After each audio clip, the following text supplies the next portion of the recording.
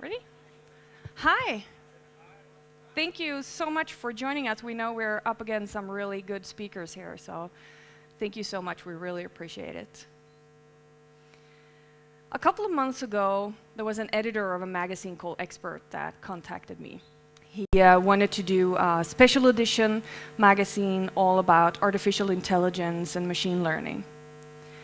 And I love that stuff, so I accepted. So I went to my office and I wrote a piece and I sent the first draft to him. And this is what I got back. It's too positive. Where is the dystopian future? And I was like, but why? So the problem is that he was thinking about this. He was thinking about robots scheming to murder us. He was thinking about the robot that just wouldn't open those pod bay doors.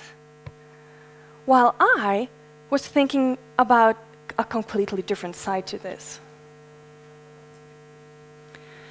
During this session, we will show you that artificial intelligence, together with mixed reality, can really make you learn things faster. We can remove pain points, and we can actually save lives. The goal of this session is to show you that these technologies are amazing, where they come from, where they are today, and perhaps even to see where they are heading.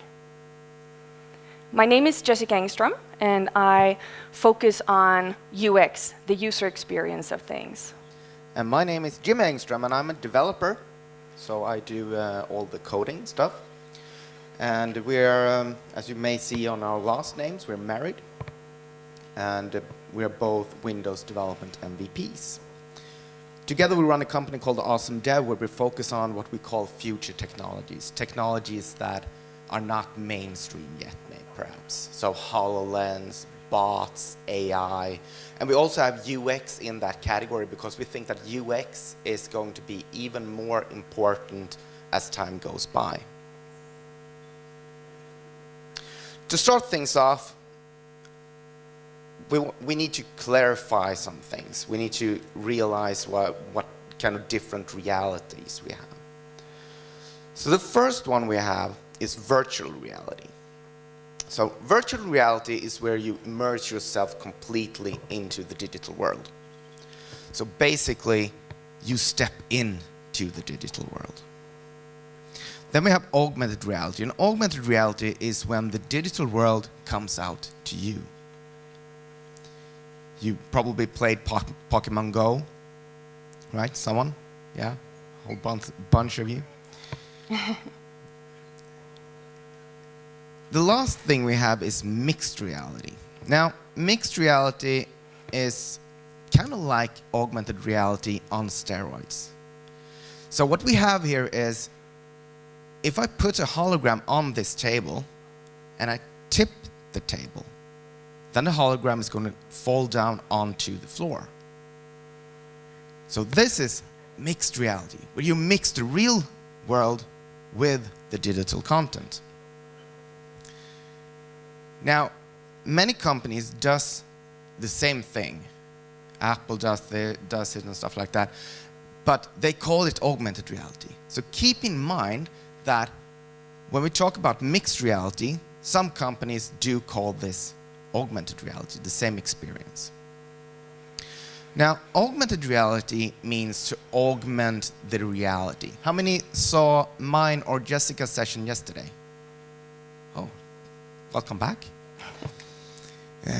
So this is going to be a little bit of repetition. So augmented reality means to augment, to add, to enhance the reality. And this is actually written about 1584.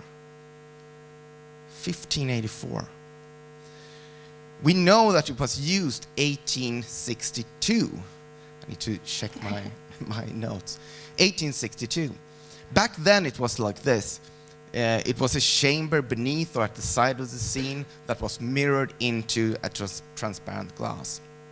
Now, this isn't what we're seeing today, right? It's actually quite usual in stores in the US, I've seen. I don't know if it's usual in Bulgaria. But the cool thing is that the Meta 2, one of the most advanced augmented reality glasses today, uses this same technology. They have screens that mirrors down into the visor, and you can see the holograms.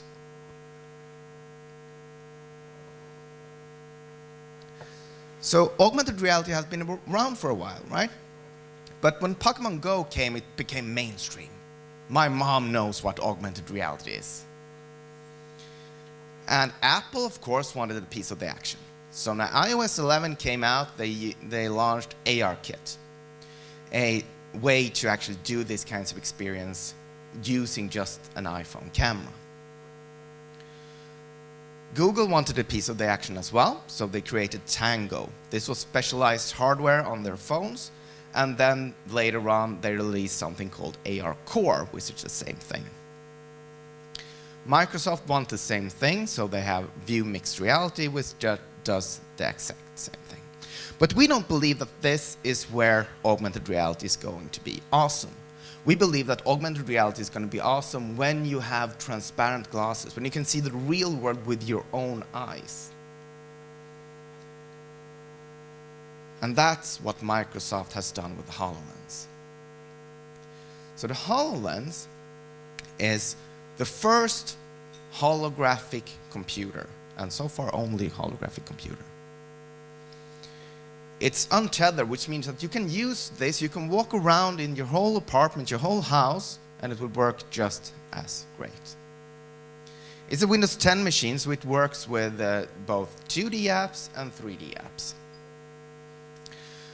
It has some specialized tracking equipment, so it uses 4 environment sensing cameras that's always tracking the environment, where's the wall, where's the ceiling, where's the floor, and helps you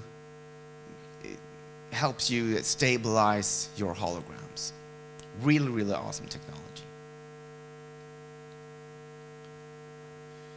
And the lenses, it bounces light in the lenses into your eyes. So you get that feeling that there's actually something on the floor that reflects light into your eyes. It also have 360 degrees sound. It's really, really good sound in these kind of glasses. How many of you have tried the HoloLens before? Awesome. How many of you have access to one? About half of those who have tried it have access to one. Now, when we talk about HoloLens, we're not talking about what we see as the future. We think that this technology is the future, but when we talk about mixed reality in this session, we actually talk about the next version. We talk about what is coming next. We know that technology is going to make these things smaller. We know that technology is going to make these things faster, and we know that technology is going to make these things better. So that's what we imagine when we talk about these things in this session. Now, the public is a little bit more positive when we talk about augmented reality as compared to AI, as Jessica's story is in the beginning. We imagine Minority Report. We imagine Iron Man. We imagine an epic start of a space saga.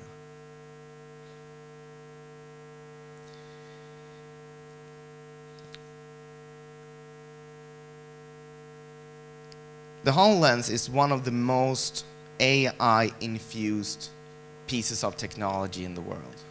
It uses AI for hand tracking. It uses AI to, as I mentioned, figure out what is the walls, what is the ceiling, what is the floor. But what is AI? You want me to help you? Please. Ah, you don't know AI, do you? No. No, Not at all. Not at all. He has never heard this before. Trust me. He never listens. No, I'm kidding. Of course not. So AI, first of all, is not the same as sentient. That's kind of a philosophical question. What is intelligence really? So let's not go into that discussion and instead look where AI came from and where we are today. The computer science area that we call artificial intelligence was created during a 2-month study that John McCarthy and Marvin Minsky pushed for the summer of 1956. So this is nothing new. And their goal with this study was to create a thinking computer, a computer that can think like a human. Kind of cool. And also kind of what the editor said to me in the beginning, right? Like, all AIs are like that. No, they're not. They never got as far to actually get a thinking computer, but the research they did, and they also talked about things like neural networks and computers and natural language processing. So all of that laid the foundation to the field of AI. And many of these people who attended became world leaders in AI for decades. That's kind of cool. Now, the term machine learning came a little bit later, not that much, but late 50s, I would say, by Arthur Samuel. And this is, amongst other things, it comes from pattern recognition within artificial intelligence.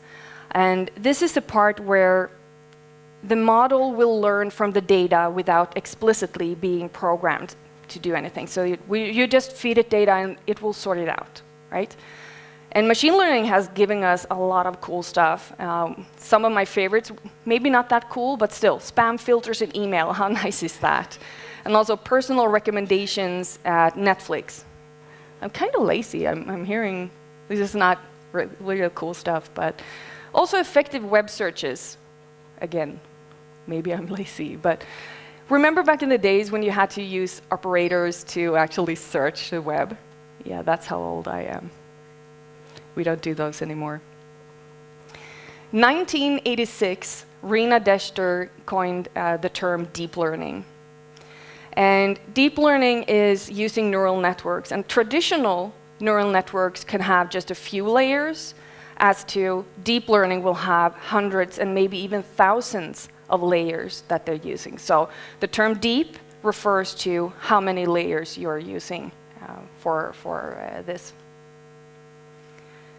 And if pop culture has told us anything and learned us anything about artificial intelligence, it is that we cannot trust them, because they will turn on us eventually, right? And I have a good example. I actually think they're wrong. I would say, to start off, I think they're wrong. Pop culture is wrong. I think we are the problem. We are training the machines with biased data. No matter how hard we try not to be biased, we're still a little bit biased. So all the data we're feeding the machines, of course, they will be a little bit wonky as well. As humans, we are, really. So we should not fear the data. We should not fear artificial intelligence, I should say. We should fear the data or even the humans exploiting that data. And this is a good example. Anybody remember Tay.ai? A couple of persons, not that many, okay. So this is a bot. Some of you might have seen this yesterday as well in Richard Campbell's keynote. This is a Twitter bot that Microsoft released upon the Twitter sphere. The problem is that it was supposed to learn from all the Twitter conversation it would have. Twitter is not the nicest place sometimes, so speak about biased data. Within 24 hours, it had become, let's call it not nice, and flat out racist, so they had to pull it out. So, yeah, not that good. But if we take away that bias for a while, if we just put that to the side, and we think about all the good things that we can use AI for, and this is what I was trying to do when I wrote that piece about AI as well. Focus on the good things. Last year in Las Vegas, America had the largest mass shooting in its modern history. was 59 people died and over 850 people were wounded. Now what happened was the perpetrator, he stockpiled guns and weapons and ammunition in 22 bags and I think like 6 or 7 smaller bags during a period of 6 days leading up to the shooting. Now for a person like the security guards and all of that, they would have known that he would bring guns if they had seen the guns, right? If they were visible, but they weren't. So it's not that easy. It's also not that easy for us humans to recognize different behaviors or emotional states, especially if you're in such a busy resort as this was. And probably it wasn't even the same security guard every time and so on. But it's not regular behavior for one single man to bring that many bags during that time in that emotional state. So what if we had a system in place, much like the Samaritan, or rather the machine from Person of Interest or Minority Report for that matter, that can detect suspicious behavior and emotional states and all those behaviors that was going on? Would that have saved some lives if that were in place? I don't know. Would those kinds of attacks even be possible anymore? Nice thought, huh? We will actually come back to life-saving AI, use of AI once more in this talk. But to lighten things up, let's change the subject, right? I'm a little bit a downer, I think. Thank you. So, Schrödinger had a theory. If you lock a cat into a box with poison, the cat will both be dead or alive until you open the box and actually check the cat. Now, you've probably done this. I certainly hope so. Otherwise, I'm outing myself totally. I'm not putting cats in boxes, though. You probably felt a little bit hungry sometime. So you walk over to the fridge, you open the fridge. There's nothing there. You close the fridge, go about your business. You realize that you didn't solve that problem, really. You're still hungry. So you go back to the fridge, you open the fridge. There's still nothing there.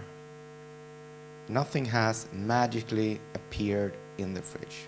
All right, fair enough. So you go about your business.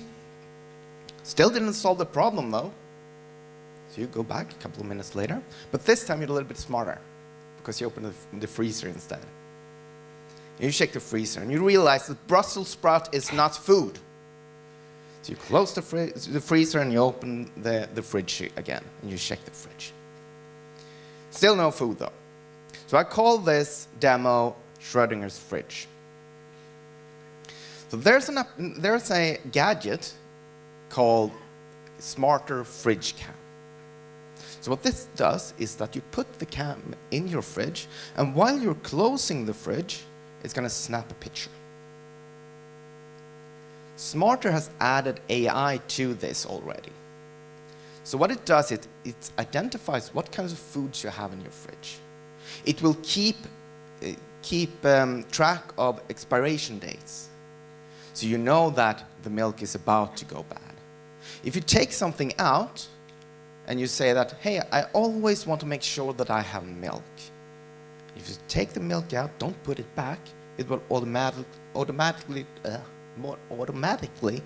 pop up on your shopping list. It can even give you suggestions of what kind of food you should have for dinner. I don't want that food. Never mind, the AI has spoken.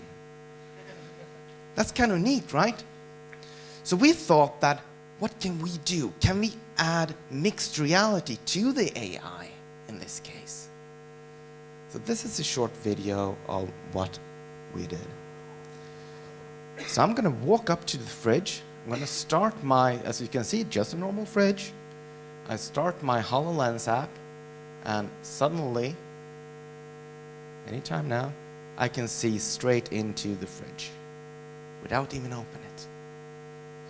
Still nothing in there. And yes, if you did notice, yes, that is an Autobot sign on the fridge. That's how nerdy we get. Kind of sweet, right? And of course, I can bring the HoloLens with me and check my fridge wherever I am.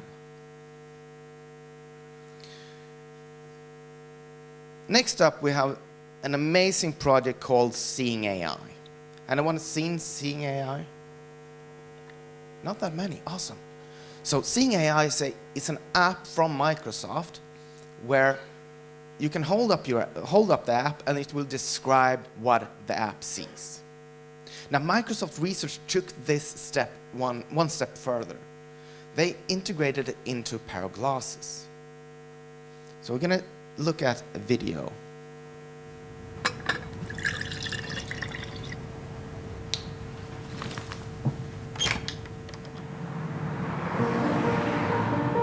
I'm Saqib Sheikh. I lost my sight when I was 7, and shortly after that I went to a school for the blind, and that's where I was introduced to talking computers, and that really opened up a whole new world of opportunities. I joined Microsoft 10 years ago as a software engineer. I love making things which improve people's lives. And one of the things I've always dreamt of since I was at university was this idea of something that could tell you at any moment what's going on around you. I think it's a man jumping in the air doing a trick on a skateboard. I teamed up with like-minded engineers to make an app which lets you know who and what is around you. It's based on top of the Microsoft Intelligence APIs, which makes it so much easier to make this kind of thing. The app runs on smartphones, but also on the Pivot Head smart glasses. When you're talking to a bigger group, sometimes you can talk and there's no response, and you think, is everyone listening really well, or are they half asleep? And you never know. I see two faces, 40-year-old man with a beard looking surprised, 20-year-old woman looking happy. The app can describe the general age and gender of the people around me and what their emotions are, which is incredible. One of the things that's most useful about the app is the ability to read out text. Hello, good afternoon. Here's your menu. Great, thank you. I can use the app on my phone to take a picture of the menu, and it's going to guide me on how to take that correct photo. Move camera to the bottom right and away from the document. And then it'll recognize the text. Read me the headings. I see appetizers, salads, paninis, pizzas, pastas. Years ago, this was science fiction. I never thought it would be something that you could actually do, but artificial intelligence is improving at an ever faster rate, and I'm really excited to see where we can take this. As engineers, we're always standing on the shoulders of giants, building on top of what went before. And in this case, we've taken years of research from Microsoft Research to pull this off. I think it's a young girl throwing an orange frisbee in the park. For me, it's about taking that far-off dream and building it one step at a time. I think this is just the beginning. How awesome is that? The really, really cool thing with this is that this is integrated into Azure Cognitive services. This is an API call away. The API has the ability to read OCR, so it can read printed text, it can read handwritten text, it can analyze, as you saw in the video, it can analyze whatever it can see, it can show, it can count and tell you what kinds of bills you're having in your hand. It has face detection, age, and you don't need to be a data scientist to actually use these things.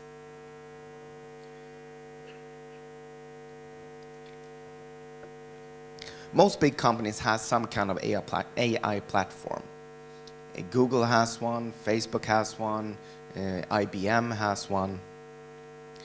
And of course you have ways to add these things to your app as well. For cognitive services, you need to add this NuGet package. So what you need to do to actually make this Seeing AI app is two things. You need to get an image from the camera, and you need to analyze the image. So how many think that getting the image from the HoloLens, in this case, is the hardest part? Not many. How many think that analyzing the image is the hardest part? A whole lot more.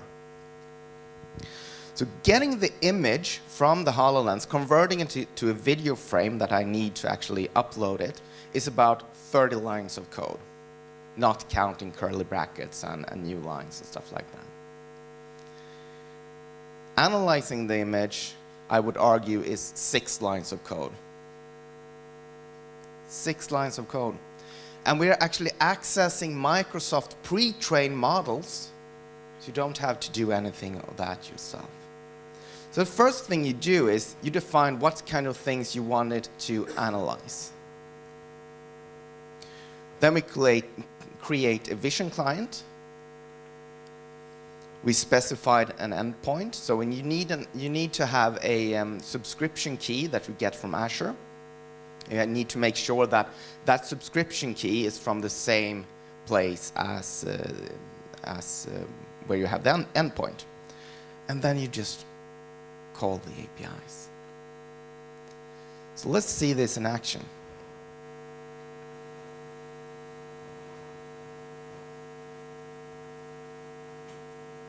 A keyboard on a desk.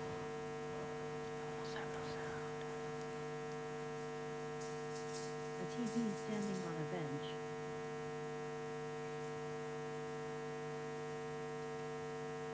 A keyboard on a desk. Now I do realize that it would be more fun with some more exciting demo places, but this is what we had in our home at the moment. Yeah, also, what most of you probably didn't hear is that they read it out loud, but the sound was very bad. But you did see the text though. So this is a really, really simple example to create. I mean, fair enough, it wasn't Seeing AI feature complete, but 6 lines of code or 36 lines of code, and we actually have this up and running. So now we know how we can access pre-trained models.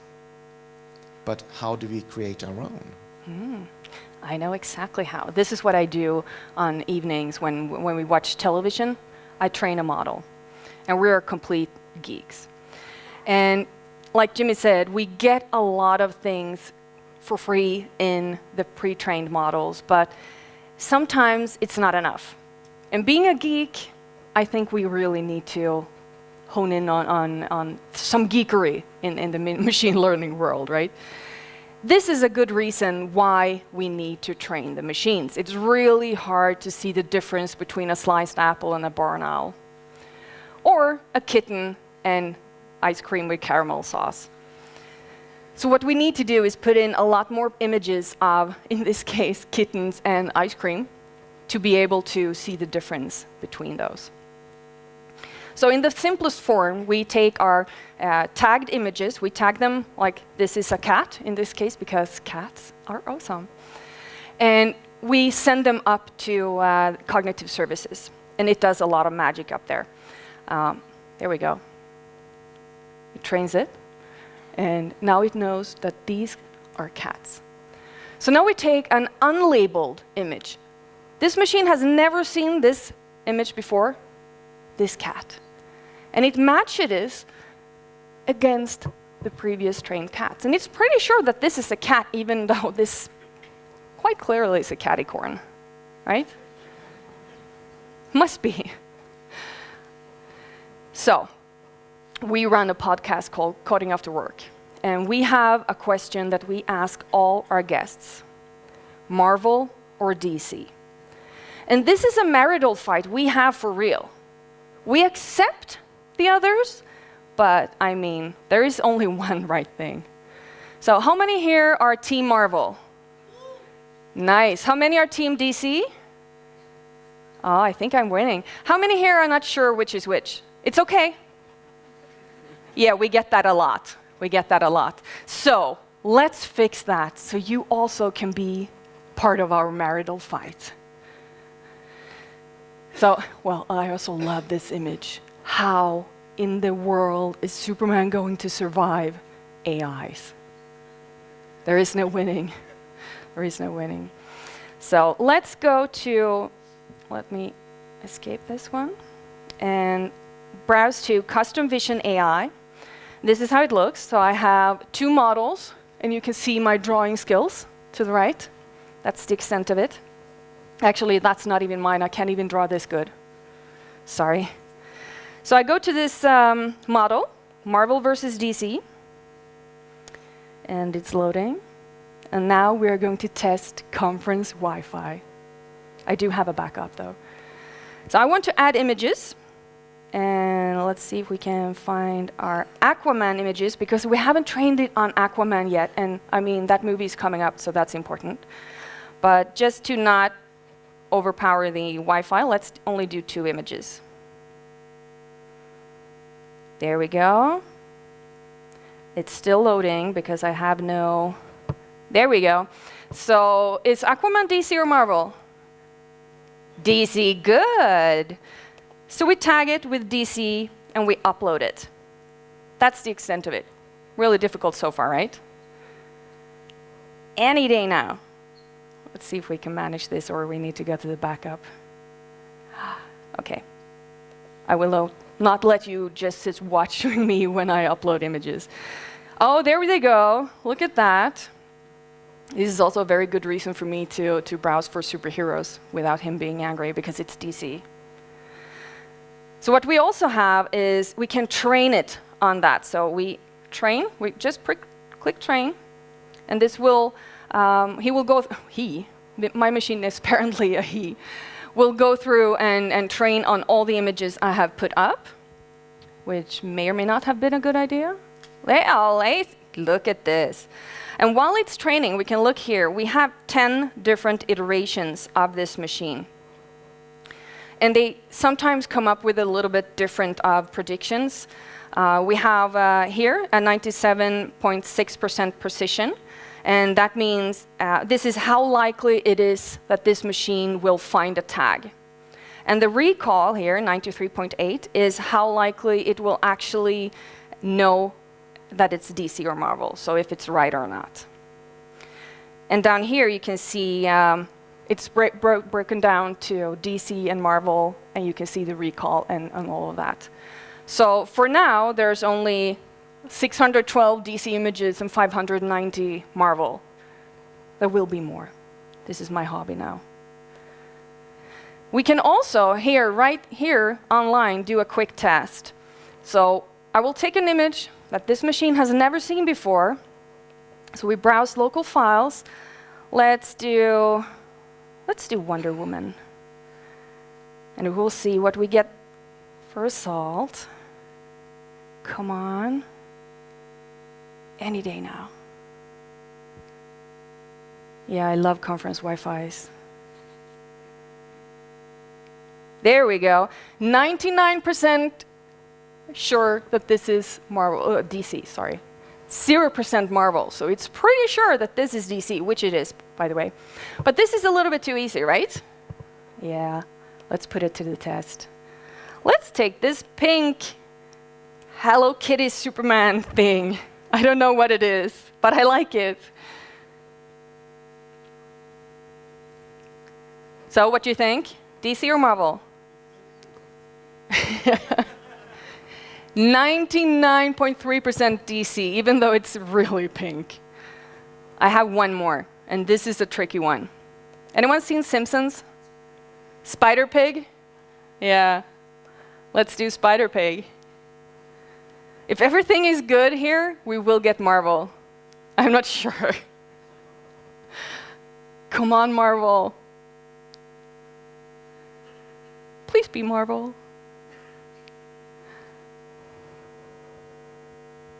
Oh, this was a big image. Or it's very confused. What is this pig doing here? So while we're waiting, we could tell the story what happened in the speaker room. No, let's not. We could do that. No. So John Galloway gave us the idea that what happens if you put in your own images? Do you get Marvel or DC? So Jessica put in an image of her, and it came out like 99.9% DC. Yeah, he's sleeping on the couch tonight. John Galloway as well. 99.1% sure that this would have been Marvel if the Spider-Pig would be the real thing. Kind of cool, right? Now you can all be in our fight. I can't believe I turned out DC. What you also can do here is actually export, so you can actually get a hold of the machine or the model. And there are different types of platforms you can use for. Onyx is a really cool one. It's an open neural network exchange format. And it's actually interchangeable models. So you can train them here, but you can use them on another platform. So you don't have to use Azure for this if you don't want to. So that's kind of cool. A lot of big companies are using Onyx. So let's get back here. There we go. In this case, we need this NuGet package, the custom vision. And this is a code we need to analyze the images and to get the probability for the tags Marvel or DC. Most important part is this one. This is, yeah. You see, this is not hard. I can do this, and I'm not that good of a developer. I work with user experience, and I can still do this, so you can do this. Here we are actually using the HoloLens and the model we just trained. DC. Oh, you can't hear the sound. DC. That sounds kind of right. Marvel. Marvel. Marvel. Marvel. Narrated. DC. DC. Marvel. Oh, just Marvel. Just Marvel? Couch. Awesome DC. No, that's not a cool. This is actually shot in our VR AR room. We have such a thing, and it's kind of cool because it's the only place in the house that can be anything. Yeah, like a holodeck. I like that. So let's continue with another geeky subject, because why not? We are geeks. I am extremely bad with names. I'm really bad. But I'm also extremely bad with faces. And worst of all, I'm extremely bad on the combination of the two. Yeah, this is not going well, is it? Yeah, it has gone so far that I had actually introduced myself to a person, was actually Jimmy's colleague. And I said, "Hi, my name is Jessica, nice to meet you." And he's like, "Yeah, I was at your wedding a few weeks back. Your very small wedding." Yeah. So kind of embarrassing. So what if you can take all your images of your contacts on Facebook and Twitter and Instagram and what have you, and train a model for that? Totally GDPR friendly. No. They will have a field day. But actually, there is a company that has done a similar thing. This is a company in Switzerland that has, when you come to their office, you get a HoloLens, and then you can walk around, and this happens.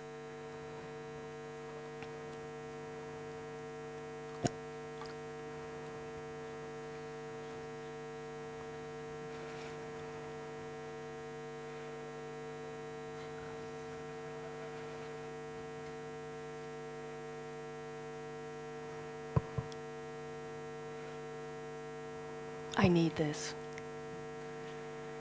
This would have saved me so much awkwardness. Yeah, but then again, GDPR. I don't know how to solve that. Well, that's another issue. So we promised you another life-saving use of AI. There was a machine that was trained with images from, like samples from a slide, tissue samples from a slide. And the images were tagged either cancer or not cancer. And then it was trained, and it looked through millions of images. Now, in the real world, I would say, without the AI, there's a pathologist that goes through thousands of images for just one patient. And these images are 10 megapixels each, and you are basically responsible for every single pixel, because if you miss something, that can be the difference between life and death, right? So that will take some time. But with machine learning, what happened is that when it was done training, it was giving a fresh set of images, and it could predict breast cancer 2 years ahead of the specialist that does this for a living. 2 years is definitely a life-changing event, right?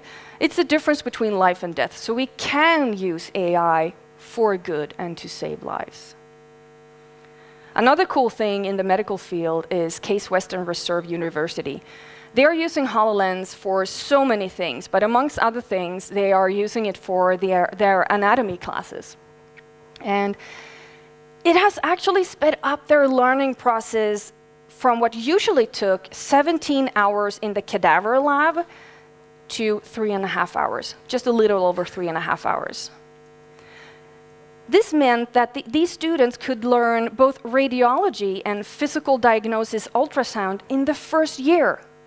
This is usually much, much later in the education. But it doesn't stop here, because Case Western Reserve see all kinds of use for mixed reality. This is a so-called patient monitor, but it's not for the patients, so don't let the name fool you. I have no clue what's going on here. I kind of get stressed out about these machines because I don't know what happens if it stops beeping or beeps faster or it's blinking. I don't know. And most patients don't. So why is it visible right by my bed if I'm in the hospital? What they want to do is having no screens in the room, having IoT devices, small IoT devices that sends up all the data to the cloud that can analyze this data in near real time. It can diagnose things, it can find problems much faster than a doctor can.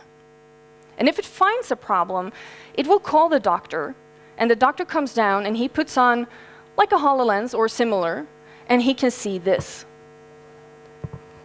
So the patient doesn't have to know if he's about to die or not, right?